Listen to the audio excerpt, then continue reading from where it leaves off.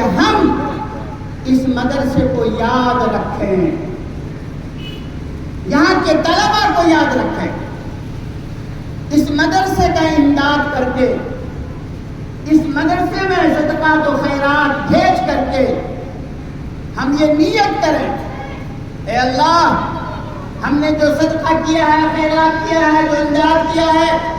مدرسہ فیض المنت محروم النساء کو، اس کا ثواب ہمارے والدین، ہمارے خاندان کے لوگوں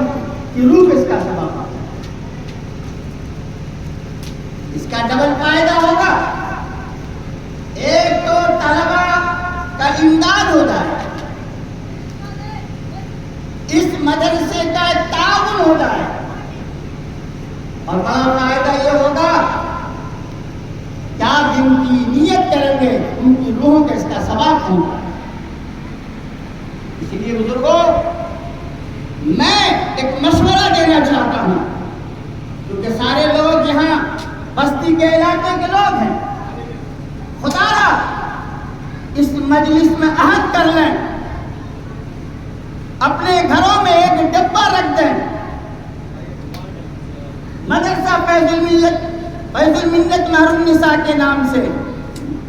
یہ نیت کر لیں کہ روزانہ اس ڈبے میں ہم 10 روپے ڈالیں گے۔ بزرگوں کیا جاتا ہے 10 روپے کا؟ ہمارے آپ کے بچے ہیں، صبح و شام ہمیں پریشان کرتے ہیں، ابا پیسہ چاہیے، ابا پیسہ چاہیے، اور 30 دفعہ دکان جاتے ہیں، ہر دفعہ 10 ٹکیا دیتے ہیں۔ اگر ہم نے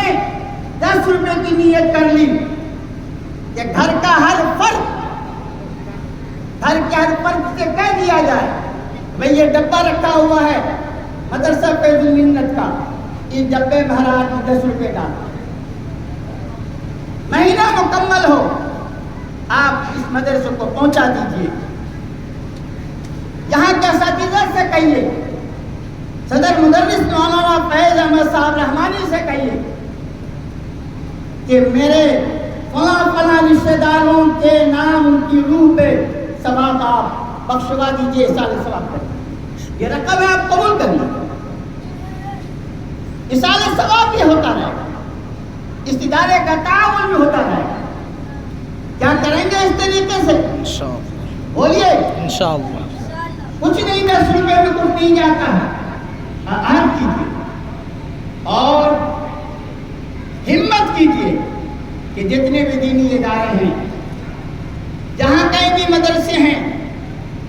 آپ وہاں جائیے، وہاں کو تعاون کر کے آئیے، طلباء سے محبت کیجیے۔ محمود غزنوی رات کا سفر کر رہے ہیں،